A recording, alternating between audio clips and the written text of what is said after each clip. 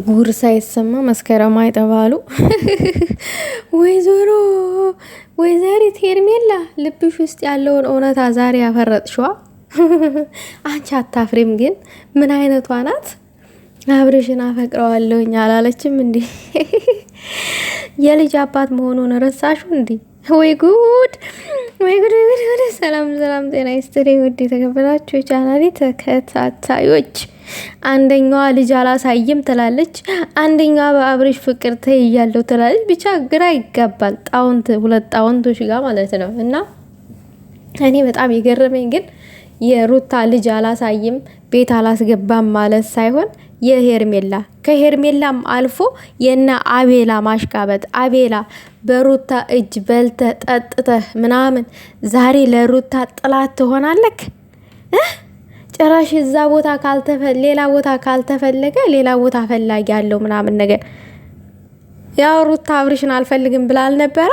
በአሽሙር ሩታን እንትን ማለት እኮ ነው። እኔ እንዳንተ አይነት ሰው አይቻላቅም በህይወት ዘመኔ። የምሬ ነው የምላችሁ።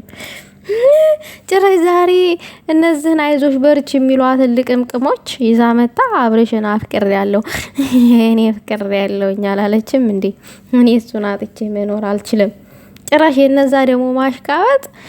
ራት ቀሚስ ለብሰሽ ነይ ምናምን ነገር የሆነ ዝግጅት እናዘጋጀለን አነስ ያለች፣ አንቺ አምረሽ ደምቀሽ ነይ፣ ከዛ ትነግሪዋለሽ። ጭራሽ ለአብርሽ ትነግሪዋለሽ አሏት። እነሱ ናቸው በይ በይ ብለው ገፋፍተው ልጅቷ ገደል እንድትገባ ያደረጓት። አይ አብርሽ ያው እሺ ይላታል። እኔ አስረግጬ ስነግራችሁ አብርሽ እሺ ይላታል ሄርሜላን። ምክንያቱም የሄርሜላን ለእሱ አይፈልግም። ጭራሽ ሄርሜላ ከሱ እንድትርቅ ራሱ አይፈልግም አብርሽ። እና እሺ ይላታል፣ ፍቅሩንም ይቀበላታል። ቶሎ እሺም ባይላትም ያው ሩታ አልፈልግም ስላለችው እሺ ይላታል። አሁን ሩታ ጋር ክርክር የያዘው ያው ዛሬም ልጁን ማየት ፈልጓል፣ ግን እሷ አላሳየም ነው እያለች ያለችው። አሁን ላይ ግን ሩታ ልጁን አላሳየም የማለት መብት የለሽም። ምክንያቱም ማሳየት ግዴታሽ ነው። አብርሽ ደግሞ ልውሰድ የማለት መብት የለም። ምክንያቱም ገና አንድ ወር ያልሞላው ልጅ ወስደህ ልትጥለው ነው ከእናቱ ነጥቀህ። ይሄ እኮ በህግ ራሱ ያስቀጣሃል። ልጅን ልወስድ ነው ምናምን። ምናልባት ወስዶ ለሄርሜላ በእንጀራ እናት ሊያሳድገው ይሆናል። ለሄርሜላ ሊሰጥ ይመስለኛል ልጁን አብርሽ። ያም ሆነ ይህ በጣም ይደብራል እያደረጋችሁ ያላችሁት እንዴ። እንግዲህ ሄርሜላ አብርሽን ልታፈቅረው የቻለችው ወደሱ በቀረበችበት ሰዓት ያው አጉል መቀራረቦች ወደ ፍቅር ይቀየራሉ።